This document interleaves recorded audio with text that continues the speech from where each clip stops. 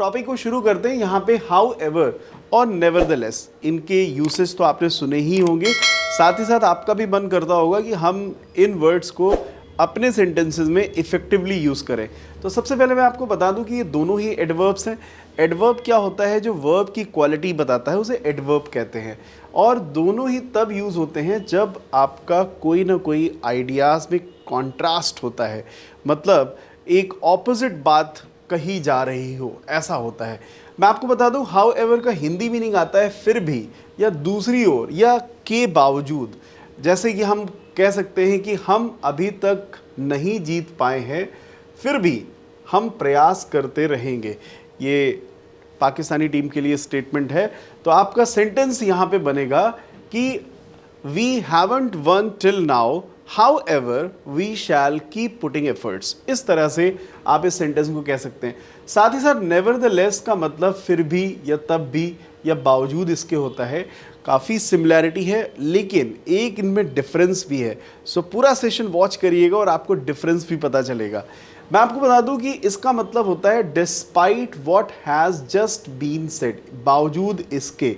तो जब भी आपको कहना होता है कि ऐसा हुआ बावजूद इस चीज़ के, तो वहाँ पर आप नेवरदलेस लगा सकते हैं। और जैसा मैंने कहा था कि डिफरेंस होता है, तो डिफरेंस ये है कि हाउ एवर का यूज़ हम लोग नॉर्मली करते हैं और नेवरदलेस का यूज़ हम लोग स्ट्रॉन्ग तरीके से करते हैं। मतलब अगर एक सेंटेंस है जिसमें आपका हाउ एवर का सेंस आ रहा है, इसका मतलब आप उसमें बहुत ज़्यादा एम्फेसाइज नहीं कर रहे हैं। लेकिन अगर आप बहुत ज़्यादा एम्फेसाइज करके बोल रहे हैं तो नेवरदलेस का यूज़ परफेक्ट माना जाता है, फॉर्मल माना जाता है। तो आप इस तरह से इसको डिसाइड कर सकते हैं। इन expressing that something surprising happened despite difficulties usually comes at the beginning of a sentence. और ये सेंटेंस के स्टार्टिंग में आता है। जैसे कोई सरप्राइजिंग रिजल्ट हो, फिर भी परीक्षा कठिन थी, फिर भी उसने अच्छे मार्क्स प्राप्त किए। The exam was tough, nevertheless he scored well. इस तरह से।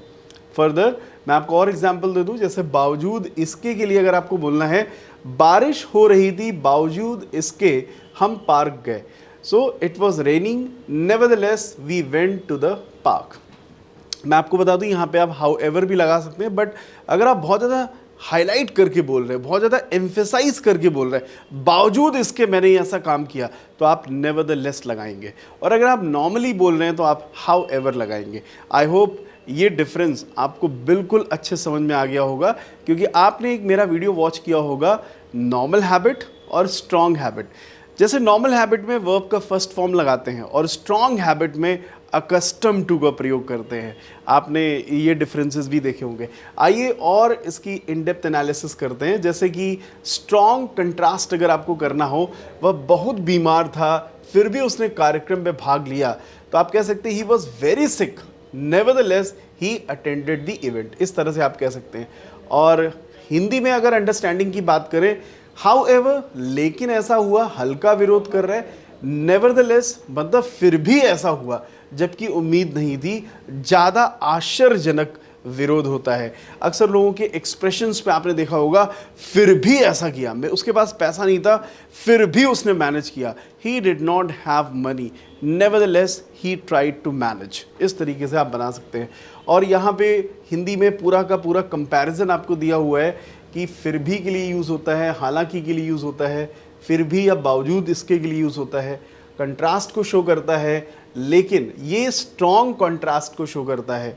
इसकी जो पोजीशनिंग है वो फ्लेक्सिबल है। आप स्टार्टिंग में भी लगा सकते हैं, मिडिल में भी लगा सकते हैं, या एंड में भी लगा सकते हैं हाउ एवर को, जैसा आपका सेंटेंस का स्ट्रक्चर हो और जैसा आप कंफर्टेबल हो।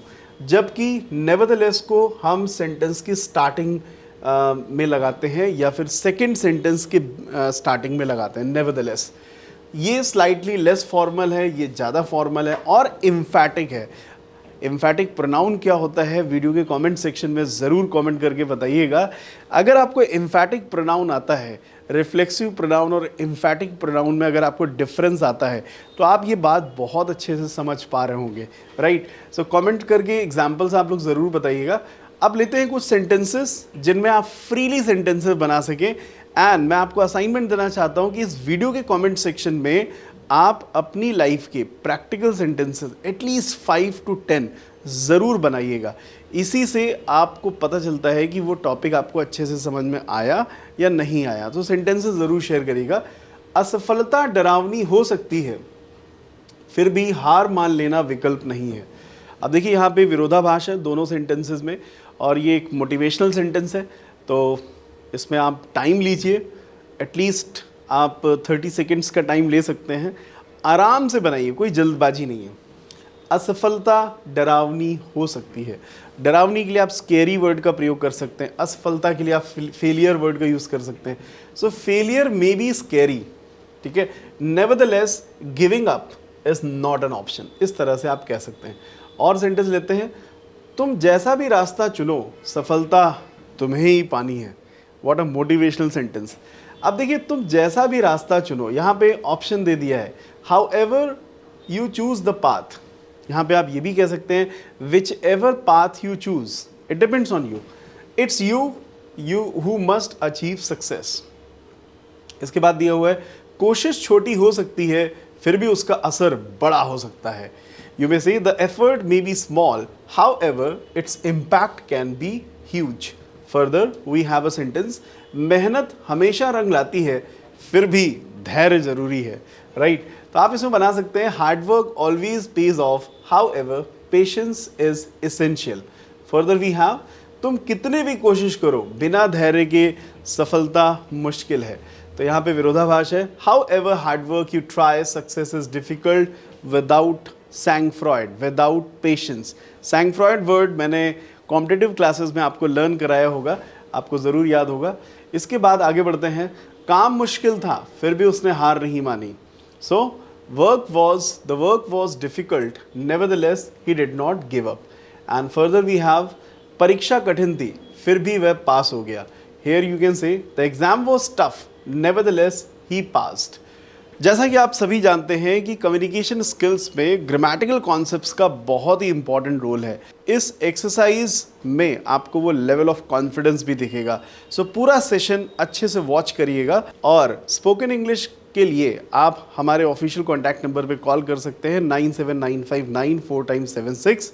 और ये कोर्स आपको 0 लेवल से एडवांस लेवल तक की तैयारी कराता है, क्योंकि इस कोर्स में आपको मिलता है कंप्लीट गाइडेंस जो कि बेसिक्स का आपको बहुत ज़रूरी है, साथ ही साथ ग्रुप डिस्कशन, एंड आपको मिलता है इंडिविजुअल फीडबैक। एसएसबी मेंटोर्स के भी सेशन है, जिससे कि आपको वो टच मिलता है कि आप सेकेंड फेज़ की तैयारी में कैसे अपने कम्युनिकेशन स्किल्स को, अपने स्पोकन इंग्लिश को यूज़ में ला सकते हैं। सो मैं आप सभी से मिलूँगा अगले सेशन में। Keep in touch and keep learning English language. Thank you. जय हिंद। डियर एस्पिरेंट्स, क्या आप भी एनडीए 2025 एग्जामिनेशन को क्रैक करना चाहते हैं अपने पहले प्रयास में? तो आज ही इनरोल करें स्टूडेंट डिफेंस एकेडमी के रिटन प्लस एसएसबी कोर्स में, जो आपको देने वाला है regular classes, doubt clearing sessions, free study materials, trained faculties, experts of the SSB panel, free SSB coaching, India's largest GTO ground के साथ में doubt clearing sessions, weekly mock test, rigorous practice. ये एक ऐसा संस्थान है जहां हम आपको A to Z प्रिपरेशन कराते हैं और आपको नेशनल डिफेंस एकेडमी की कड़ी तैयारी कराते हैं। प्राउडली ऑल इंडिया रैंक 1, 2, 3, 4 जैसे रैंक्स देने वाली सेंचुरी डिफेंस एकेडमी आपको वेलकम करती है to join our upcoming courses for your NDA exam preparation. Please call on 97959 77776 for more information. Thank you, Namaskar and Jai Hind.